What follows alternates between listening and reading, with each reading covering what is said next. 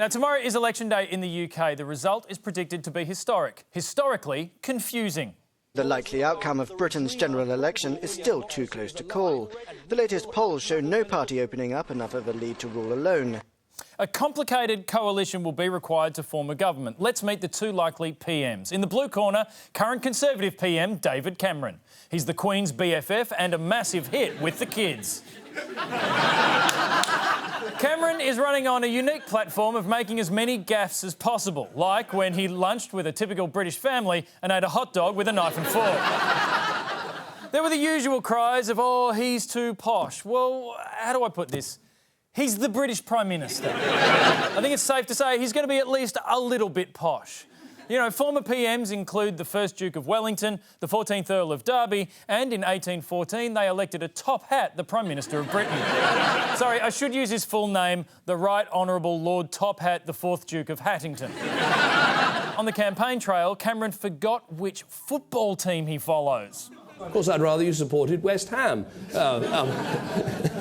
The embarrassed look said it all. The PM must suddenly have remembered his heart, in fact, lies with the other claret and blue, Aston Villa. Oh! See, in the UK, I don't know if you get that, in the UK, forgetting your football team is like... Well, it's like forgetting your football team.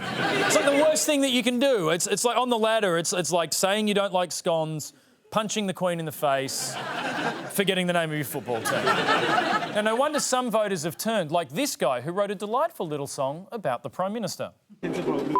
Back to Eton, back to Eton, please go back to Eton with all your Eton chums. Yeah, now, for more of that song, you can head to YouTube where the singer, Robin Gray, performs it in full with his nan as a backup dancer.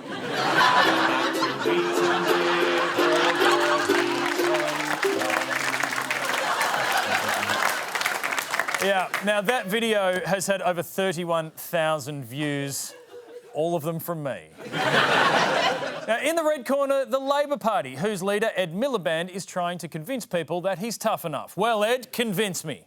Am I tough enough? Tough enough? Hell yes, I'm tough enough. Close enough.